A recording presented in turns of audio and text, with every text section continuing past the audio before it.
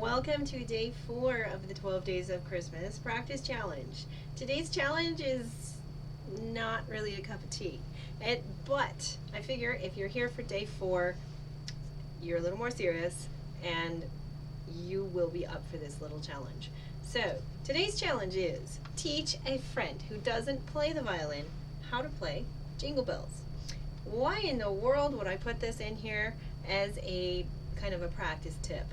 Because I know that I have learned so much from teaching other people how to do music, how to play violin.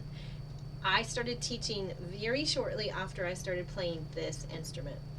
And so I know it helped me tremendously. So I want the same for you, and it's fun, and you've got friends and family around, hopefully a little bit more than usual for the holiday season. So grab a friend, grab a sister, whatever works, and teach them how to play Jingle Bells. Have fun with it. I hope this will be a fun activity that, you'll remember for a long time. So, I'm going to teach you how to play Jingle Bells if you don't already know how to play Jingle Bells, and just kind of show you how I would go about doing that. So the first thing that I would show them, of course, is how to hold the violin. So teach them how to hold it safely when they're not playing, and then teach them how to bring it up to position. I'm going to go the fast route on this. If you want to see how I teach how to hold the violin, I have another video on that.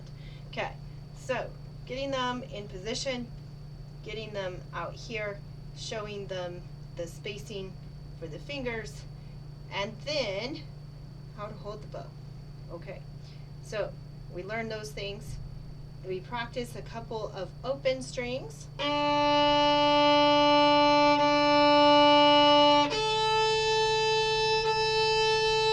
Okay, so hopefully you get them doing that and they sound kind of okay. And then you're going to teach them, because Jingle Bells has some string crossings in it, unless you want to use fourth finger, which I would recommend. But just in case they want to use an open, let's make sure they know how to do a string crossing.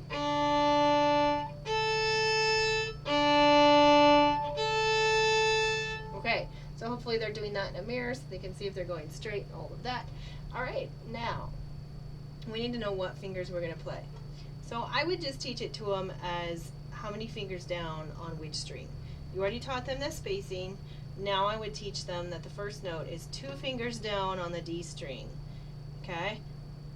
Now let's play that.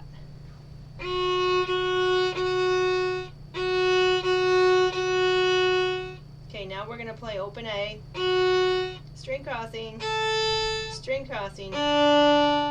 on the D, 2 on the D.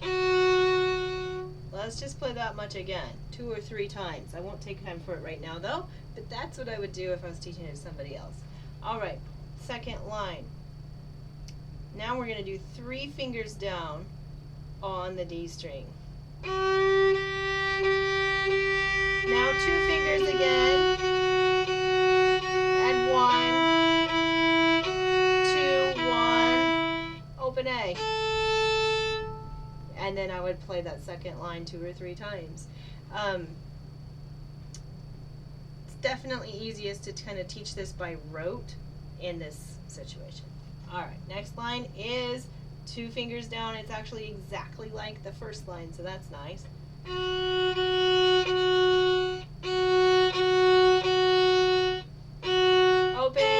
Open D, 1, 2. Now, the third line is almost like, the fourth line is almost like the second line, but with a little bit of changes. So 3 fingers down, I forgot to say that. 3, 2, 2. Open. 3, 1, open. Alright, so that's Jingle Bells, short and sweet. Yes, it's going to take you a lot longer than that to teach it to somebody that doesn't play. But have fun with it, and, give them a little appreciation for what they see you do with the violin, and give yourself a lot of appreciation for what you have overcome and learned how to do well on the violin. Because when you show someone else that can't play how to play, not only do you learn more of what's important for you to think about when you're practicing and playing, but you also recognize what you've already overcome, what you have learned about violin, and you can acknowledge your own accomplishments. So enjoy that one. It's a little different, and we'll see you for tip number 5.